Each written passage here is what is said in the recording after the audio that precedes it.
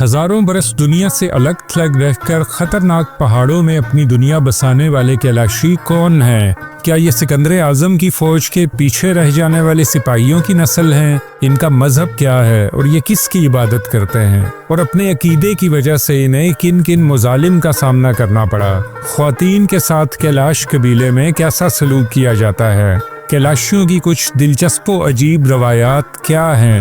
ان سوالوں کے جواب تلاش کرنے جہاں نما میں آج ہم آپ کو لے جا رہے ہیں منفرد اور خوبصورت کیلاش قبیلے کی پرخطر وادیوں میں۔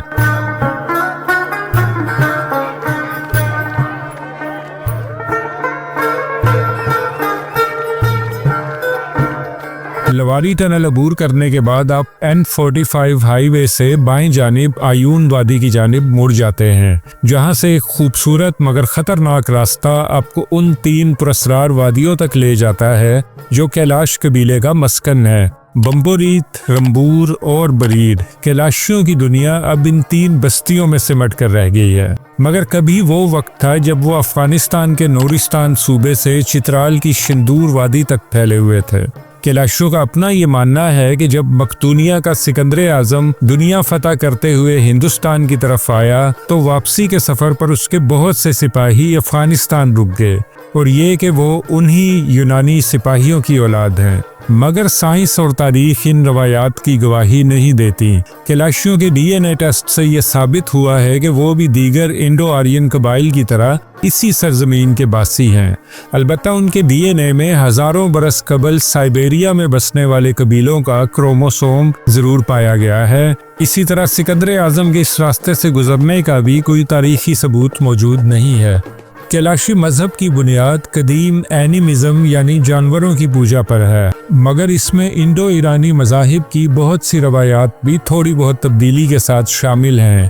مہان دیو یا مہادیو، اندر، امرام، منجم ملک، جستک، سوچی، بروتی اور جیچ ان کے دیوی دیوتا ہیں۔ دیوتاؤں کو راضی کرنے کے لیے قربانی کی رسم ادا کرنا کیلاشی مذہب کا لازمی جزو ہے۔ اس کے علاوہ کیلاشی مذہب میں فطرت اور مظاہر فطرت کا گہرا احترام پایا جاتا ہے، اور ان کی بہت سی رسومات موسم کے ساتھ جڑی ہوئی ہیں۔ 11ویں صدی میں کیلاشیوں کو غزنوی کے حملوں کا سامنا کرنا پڑا، مگر ان کی قبائلی قوت اور اپنے علاقے پر گرفت برقرار رہی۔ 14ویں صدی میں مسلمانوں کی چترال پر حکومت قائم ہونے کے بعد ان کی بہت بڑی تعداد مسلمان ہو گئی، مگر تینوں بڑی وادیوں اور نورستان میں، جسے اس وقت کافرستان کہا جاتا تھا، کیلاشی اپنے مذہب پر قائم رہے۔ 18ویں صدی عیسوی میں نادر شاہ کے دور میں انہیں جبراً اپنا مذہب تبدیل کرنے یا جزیہ ادا کرنے پر مجبور کیا گیا، مگر بعد میں چترال کے مہتروں کی حکومت میں انہیں نہ صرف آزادی سے اپنے عقائد پر عمل کرنے کا موقع ملا، بلکہ والی چترال انہیں افغانستان سے ہونے والے حملوں سے بھی بچاتے رہے۔ مگر اسی دور میں کافرستان پر افغان حکمران امیر عبد الرحمن نے خوفناک حملے کیے اور وہاں رہنے والے کیلاشیوں کی اکثریت کو زبردستی عقیدہ بدلنے پر مجبور کیا۔ کافرستان کی 80% آبادی مسلمان ہو گئی اور اس کا نیا نام نورستان رکھ دیا گیا۔ بچے کھچے کیلاشی چترال کی وادیوں میں ہجرت پر مجبور ہو گئے۔ قیام پاکستان تک ان کی چترال میں 5 وادیاں ہوا کرتی تھیں، مگر آبادی کم ہونے کی وجہ سے بتدریج 2 وادیاں ویران ہوتی چلی گئیں۔ قیام پاکستان کے بعد کیلاشیوں کو اکا دکا واقعات کے علاوہ مجموعی طور پر امن و آشتی سے رہنے کا موقع ملا ہے۔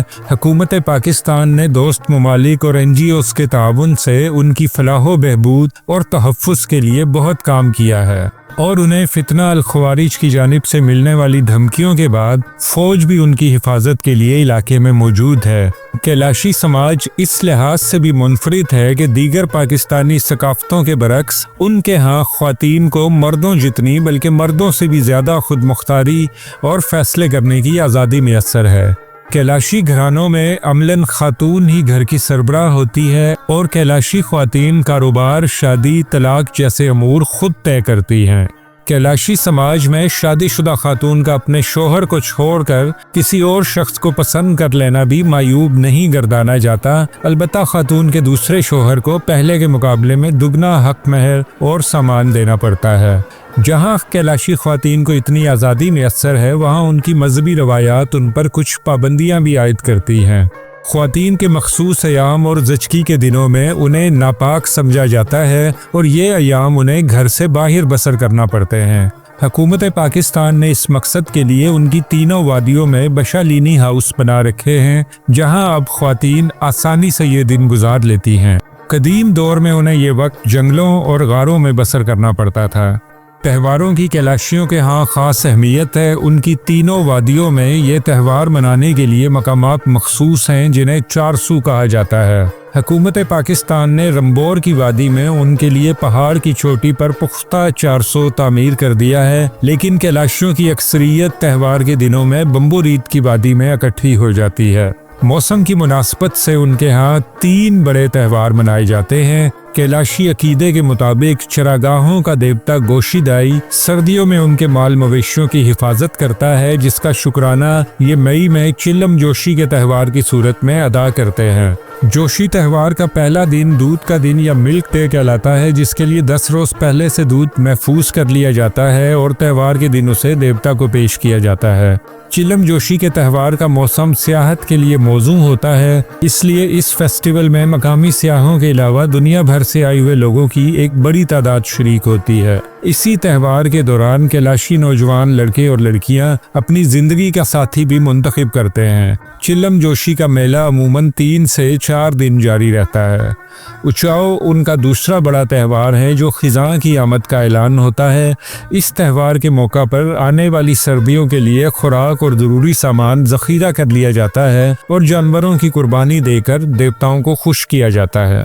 کاؤ موس کا تہوار کیلاش کا سب سے بڑا فیسٹیول ہوتا ہے۔ یہ سردیوں کے عروج میں یعنی 7 سے 22 دسمبر تک منایا جاتا ہے۔ یہ تہوار سال بھر کی محنت اور جد و جہد کے اختتام کا اعلان ہوتا ہے۔ اس میں 15 روز تک رقص، موسیقی اور کھانے کی دعوتوں کا سلسلہ جاری رہتا ہے۔ کاؤ موس کا تہوار بالی مین نامی دیوتا کے اعزاز میں منایا جاتا ہے، جو کیلاشی عقیدے کے مطابق ان دنوں میں کیلاشیوں سے ملنے آتا ہے۔ چونکہ ان ایام میں کیلاش کی تینوں وادیاں شدید سردی کی لپیٹ میں ہوتی ہیں، اس لیے باہر کی دنیا سے بہت کم لوگ اس فیسٹیول میں شریک ہو پاتے ہیں۔ کیلاش کی وادیاں اور کیلاش کے لوگ اپنی خوبصورتی، انفرادیت اور دلچسپ رسومات کی وجہ سے پاکستان ہی نہیں، دنیا بھر میں اپنی انفرادی شناخت رکھتے ہیں۔ حکومت اور کچھ غیر سرکاری ادارے ان کی زبان، تاریخ اور مذہبی کتابوں کو محفوظ بنانے کے لیے کوشاں ہیں، اور 17ویں اور 18ویں صدی کے برعکس اب کیلاشی اپنے عقائد پر عمل کرنے کی پوری آزادی رکھتے ہیں۔